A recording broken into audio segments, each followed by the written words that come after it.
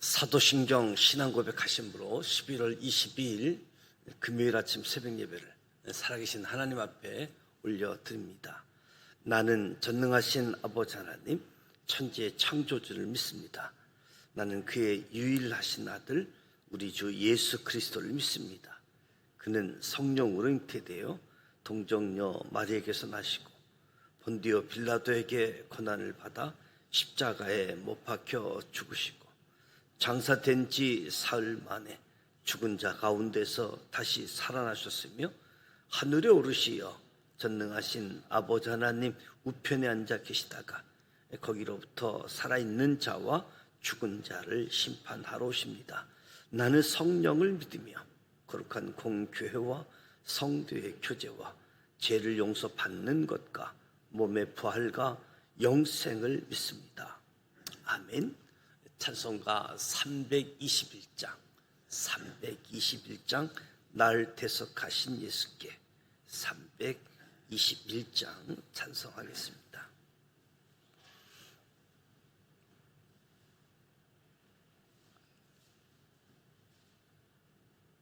날 대속하신 예수께 내 생명 모두 드리니 늘 진실하게 하소서. 내 구주 예수여, 나 구주 이해 살리라. 내 기쁨 한량 없으리. 내 갈 길 인도하소서. 내 구주 예수여, 날 구원하신 예수를 일평생 의지하오니 날 영접하여 주소서. 내 구주 예수여, 나 구주 위에 살리라. 내 기쁨 한량 없으리. 내 갈 길 인도하소서. 내 구주 예수여, 주 십자가에 달리사 날 자유하게 했으니 내 몸과 마음을 주의해 다스게 하소서. 나 구주 위에 살리라. 내 기쁨 한량 없으리. 내 갈 길 인도하소서. 내 구주 예수여, 아멘.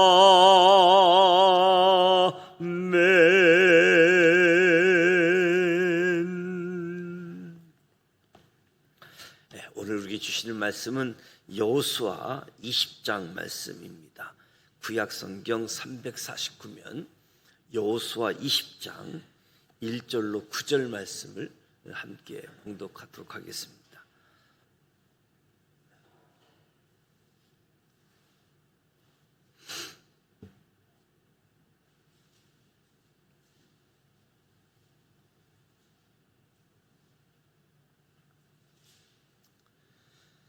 1절 말씀 함께 봉독합니다. 여호와께서 여호수아에게 말씀하여 이르시되 이스라엘 자손에게 말하여 이르기를 내가 모세를 통하여 너희에게 말한 도피성들을 너희를 위해 정하여 부지 중에 실수한 사람을 죽인 자를 그리로 도망하게 하라. 이는 너희를 위해 피의 보복자를 피할 것이니라. 이 성읍들 중에 하나에 도피하는 자는 그 성읍에 들어가는 문 어귀에 서서 그 장기에 자기의 사건을 말할 것이요 그들은 그들 성읍에 받아들여 한 곳을 주어 자기들 중에 거주하게 하고 피의 보복자가 그의 뒤를 따라온다 할지라도 그들은 그 살인자를 그의 손에 내주지 말지니 이는 본래 미워함이 없이 부지 중에 그의 이웃을 죽였습니다. 그 살인자는 회중 앞에 서서 재판을 받기까지 또는 그 당시의 대제사장이 죽기까지 그 성읍에 거주하다가 그 후에 그 살인자는 그 성읍 곧 자기가 도망하여 나온 자기 성읍 자기 집으로 돌아갈지니라 하라 하시니라.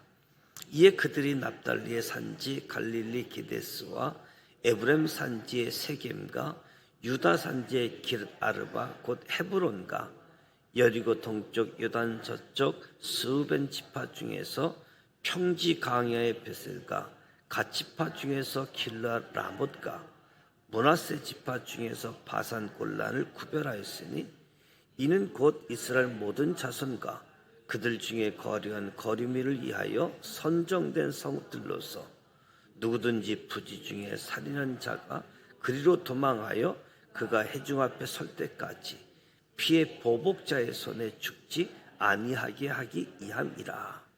아멘. 11월 1일부터 21일 어제까지 다니엘 기도회를 통해서 은혜를 받고 또 저녁 시간에서 새벽 시간으로 시간이 옮겨졌기 때문에 시간 적응하는 데 있어서 어려움이 있겠지만 주님의 은혜로 잘 감당케 되어지는 시간이 되었으면 좋겠습니다. 우리가 여호수아 13장부터 19장까지 이스라엘 지파의 땅 분배 지역을 상세하게 보게 되어졌는데 이제 여호수아에게 있어서 남은 것은 각 지역마다 도피성을 지정하는 것, 각 지파의 유산에서 레위 사람들이 머물고 레위 사람들이 짐승을 먹일 수 있는 성읍을 정해주는 일이 남아있는데 오늘 20장은 도피성에 대한 말씀입니다. 레위 사람들이 머무는 성읍과도 연관되어져 있는데 이 가나안 땅에 성읍이 48개의 성읍이 있는데 이 성읍들 중에 6개를 도피성으로 지정하게 되어지죠.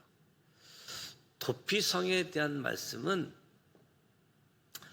앞으로 이스라엘 백성들이 가나안 땅에서 어떻게 살아야지 하는가, 어떻게 살아야 되는가, 땅 분배하는 시간을 보냈는데 어느 지역에 사느냐 이것보다 더 중요한 것이 어떻게 살아가느냐가 중요하다는 거지요. 그래서 약속의 땅 가나안에서 어떻게 살아가야 하는지 바른 방향을 제시해 주고 있는데 1절에서 3절을 도피성입니다. 하나님께서 여호수아에게 자신이 먼저 모세에게 지시한 것에 따라서 도피성을 지정하라라고 명령하고 있지요. 출애굽기 21장, 민수기 35장, 신명기 19장에 이 도피성에 대한 말씀들이 언급되어지는데 도피성은 의도치 않은 상황에서 살해한 사람, 피해 보복자의 복수, 죽임당하는 것을 막기 위한 도피처입니다.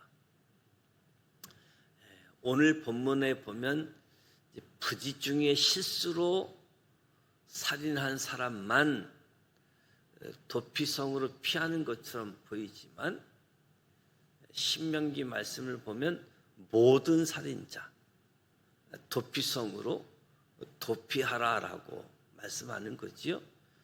고의적이든 고의적이지 않든 이스라엘 땅 안에서 일어나는 모든 살인 사건을 다루면서 살인 사건이 일어난 후 살인자가 가장 먼저 찾아가는 장소가 이 도피성. 왜냐하면 피해 보복자 때문인 거지요. 보복. 히브리어는 고엘이라는 단어인데 무르다, 되찾다, 구속하다. 가장 가까운 친족으로서 어려움 당한 사람들을 구해줄 의무가 있는, 권리가 있는 것을 이야기합니다. 너무 가난해서 땅을 팔았을 경우 가까운 친족이 대신 땅값을 지불하고 되찾아 주라고 하는 것. 맏아들이 결혼했는데 아들이 없어 죽으면 동생이 형의 아내와 결혼해서 아들을 낳아 후사를 이어가도록 하는 것. 그리고 사람이 피살되었을 때 가장 가까운 친척이 살인자를 죽임으로 억울하게 죽은 자의 원한을 갚아줄 권리, 이 고엘 제도가 있는데 도피성은 이 고엘 제도와는 상충되지는 않습니다. 생명에는 생명으로, 눈에는 눈으로, 이에는 이로 갚으라는 죄에 대한 아주 적정하고 철저한 심판이 이루어져야 되는 거지요. 살인한 사람, 그에 대한 처벌로 피해 보복자에 대한 사형에 해당되는 거지요. 그러나 하나님은 우리 사람의 두 가지 연약함을 알고 계시기 때문에 이 도피성 제도를 제정하게 되어지는데 그 연약함은 뭐냐? 의도하지 않은 상황에서 다른 사람에게 해를 끼칠 수 있다는 거지요. 사람이 함께 살아가다 보니까 의도치 않게 다른 사람을 해할 수 있는 이 연약함. 또 하나는 복수심이라고 하는 연약함. 이 고엘이라고 하는 복수에 대한, 그래서 살인자를 뒤쫓게 되어지면 피해자의 가족은 사실 살인자가 어떤 상황에서 살인하게 되었는지 그 가정을 들을 생각도 않고 설명을 들을 생각도 않고 그냥 복수심 때문에 너도 죽어봐. 이런 연약함이 우리에게 있기 때문에 하나님께서는 도피성을 통해서 그냥 복수심에 불타는 것뿐만 아니라 아주 냉철하고 공정한 재판이 이루어지도록, 부지 중에 살인한 사람들, 그리고 냉철하게 공정하게 재판을 통해서 벌을 받을 수 있도록, 고의적으로 살인하고 도피성에 왔다라고 할지라도 그것을 끝나는 것이 아니라 재판 결과 고의적이다라고 하면 벌을 받게 되어지는 거지요. 4절에서 6절을 도피하는 자에 대해서 이야기합니다. 그러니까 살인자가 피해 보복자를 피해서 가장 가까운 도피성에 도착하게 되어지면 그 도피성 성읍의 장로들에게 자신의 상황을 설명하고 그들의 허락을 받아서 이 도피성 성읍에 머무를 수 있게 되어지는 거지요. 그래서 이 도피성 성읍의 장로들이 설명을 듣고 나서 부지 중의 실수가 아닌 고의로 사람을 죽였다 판단이 되어지면 이 사람을 피해 보복자에게 넘겨주어서 죽임을 당하게 했습니다. 그러나 그가 저지른 살인이 계획 없이 원한 없이 우연하게 벌어진 일이라고 한다면 도피성에 머물면서 보호를 받게 한 거지요. 훗날 정식 재판에 회부되어져서 판결을 받을 수 있도록 하는 겁니다. 재판을 통해서 이 사람은 우연하게 살해를 했으니까 이 성읍에 머물러야지 된다라고 인정하게 되어지면 도피성에 살게 되어지는데 언제까지냐 하면 대제사장이 죽을 때까지 그 성읍에 머물러 있어야 됐습니다. 성경은 실수로 인해 사람을 죽였다라고 할지라도 살인자라고 명칭하고 있음을 보지요. 피해 보복자에 의해 복수에 의해 죽임 당할 정도의 죄는 아니지만 그에 합당한 처벌을 받아야 되는데 도피성에서 마치 자택 감금의 형식이지요.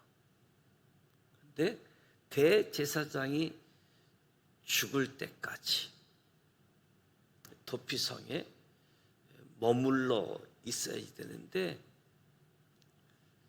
피해자의 가족들, 사랑하는 가족들을 잃어버린 그 피해자의 감정이 조금씩 누그러뜨리는 기간이 되기도 하는 거지요. 그래서 도피성에서 사회와 단절되어 살아가던 살인자는 대제사장이 죽는 날부터 사회로 복귀하게 되어졌습니다. 그래서 어떤 사람에게는 이 시간이 긴 경우도 있을 거고 어떤 사람에게는 짧을 수도 있지만 공평하게 대제사장이 죽으면 집으로 돌아갈 수 있도록 신명기에 보면 도피성에 피한 자는 대제사장이 죽기 전에 속전을 받고 그 땅에 돌아가 거주하게 하지 말 것을 규정합니다. 오늘날 재판을 받다가 보석금을 신청해서 집으로 돌아가게 하는 그런 제도가 있는데 이 살인자 도피성에서는 부유한 사람이든 가난한 사람이든 사회적으로 지위가 높든 낮든 공정하게 대제사장이 죽는 날까지 도피성에서 피하고 거기 머물러 있어야만 됐던 모습을 보게 되어집니다. 7절에서 9절은 6개의 도피성을 나열하고 있는데 3개의 도피성은 요단 동쪽에 그리고 또 하나의 3개는 요단강 서쪽에 위치하고 있음을 보게 되어집니다. 6개의 도피성을 만들라고 명령한 이유는 이스라엘 전역에서 접근하기 좋게끔, 그래서 누구나 쉽게 찾아갈 수 있도록, 또 도피성을 잘 찾아갈 수 있도록 길도 닦아 놓아야 됐고,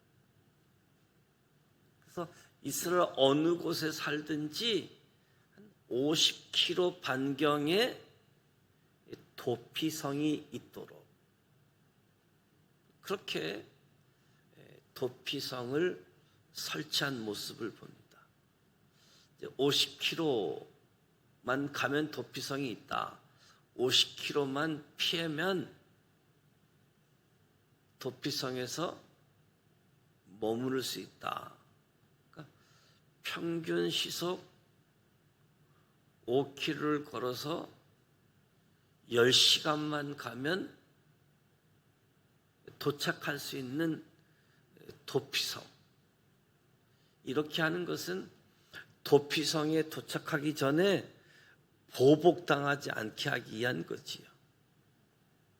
그래서 9절 말씀을 보면 도피성의 기능을 다시 서술하게 되어지는데, 특징은 이 도피성의 규정이 이스라엘 백성뿐만 아니라 그들과 함께 거주하는 다른 민족에게도 적용하고 있다라고 하는 모습이죠. 그래서 정당한 재판을 받을 때까지 보호받을 수 있는 권리는 이스라엘 자손에게만 주어진 것이 아니라 모든 사람에게 주어졌다는 거죠. 실수로 죽였다는 혐의자 주장이 거짓으로 판명되어지면 사형을 집행하더라도 정당한 재판이 있기까지 보호해 주는 것이 도피성 제도의 기능이다라고 할 수 있겠지요. 이 기능의 목적은 무제한 피를 흘림으로 약속의 땅이 부정하게 되지 않도록 하는 것. 그래서 정의를 세우는 일들, 그 땅을 정결케 하는 것이 도피성 제도의 기능, 목적이라고 이야기할 수 있겠죠. 오늘 우리의 삶의 자리에도 이러한 우리의 연약함들이 주어지지요. 그래서 악순환에 또 악순환이 주어지게 되어지는데, 하나님이 우리의 연약함을 잘 알고 계시고 그 연약함을 이 도피성 제도를 통해서 보완해주고 보호해주고 있음을 보게 되어집니다. 무엇보다도 우리의 삶 속에서 땅 분배 받아서 어느 지역에 땅을 분배받았다, 어느 지역에 산다, 이것보다 어떻게 사느냐가 더 중요함을 말씀해 주고 있는데, 도피성 제도를 통해서 나의 연약함에 대해서 한 번 더 생각하게 되어지고, 실수하는 일을 줄이고, 그리고 감정 때문에 연약함이 드러나는 일들, 이런 모습들을 생각하면서 우리의 연약함이 하나님의 은혜로 더 보완되어지고 하나님의 은혜로 반응할 수 있기를 주님의 이름으로 축복합니다. 기도하겠습니다. 하나님 아버지, 은혜와 사랑을 감사드립니다. 다니엘 기도회를 통해서 우리도 하나님을 자랑하는 간증의 주인공으로 세워주시고 우리를 통해서 영광받아 주시옵소서. 다시 새벽 지단을 시작합니다. 이 아침 복의 복을 더하여 주시옵소서. 도피성 제도를 통해서 하나님께서 자신의 백성에게 요구하시는 정의, 정결한 삶을 찾아보게 하시니 감사합니다. 부지 중에 다른 사람에게 씻을 수 없는 상처를 줄 수 있는 우리의 연약함을 기억하게 하시고, 실수 또 복수심으로 인한 보복의 악순환, 주님이 아셔서 도피성 제도를 통해서 악순환의 연결고리가 끊고 정의가 회복되어지고 정의를 이루는 하나님의 백성들로 세워 주옵소서. 도피성 제도를 모세에게 구체적으로 말씀하셨고 여호수아를 통해서 도피성을 세우게 하셨습니다. 하나님 아버지, 우리의 삶 속에 연약함 가운데서도 정의가 우리 안에 주어지게 하시고 정결함이 나타나도록 도와주시옵소서. 그래서 함께 하나님의 의, 거룩함을 드러내는 하나님의 사람들로 살아갈 수 있도록 복의 복을 더하여 주시옵소서. 어디에 사느냐가 중요한 것이 아니라 어떻게 살아가느냐가 중요한데, 도피성 제도를 통해서 하나님이 기뻐하는 삶을 살아가는 우리 모두 되게 하여 주옵소서. 예수님의 이름으로 축복하며 기도드립니다. 아멘. 하늘에 계신 우리 아버지, 아버지 이름을 거룩하게 하시며 아버지의 나라가 오게 하시며 아버지의 뜻이 하늘에서와 같이 땅에서도 이루어지게 하소서. 오늘 우리에게 일용할 양식을 주시고 우리가 우리에게 잘못한 사람을 용서하여 준 것 같이 우리 죄를 용서하여 주시고 우리를 시험에 빠지지 않게 하시고 악에서 구하소서. 나라와 권능과 영광이 영원히 아버지의 것입니다. 아멘. 우리의 연약함, 정의를 나타내는 일, 정결하게 하는 이 일들 하나님께서 아시고 도피성 제도를 통해서 우리의 삶을 어떻게 살아야 되는지 교훈을 주셨습니다. 우리의 삶의 자리, 약속의 땅에서 하나님의 말씀을 더 구체적으로 붙잡고 살아가는 저와 여러분이 되시기를 축복합니다. 금요 기도회는 오늘 가족과 함께하는 시간을 갖고요. 무엇보다도 토요일 날 교회 김장을 하게 되어지는데 아마 오늘 오후 2시부터 미리 준비해야 될 부분들이 있는 것 같습니다. 이 부분에 또 함께 할 수 있도록 여러분들 기도해 주셔서 교회 김장이 잘 이루어질 수 있도록 그렇게 도와주시길 바라고, 또 가족, 자녀들 위해서 기도해 주시고 각 기관 총회를 마치고 새로운 일꾼들을 세워가는데 또 각 기관들을 위해서도 기도해 주시기 바랍니다.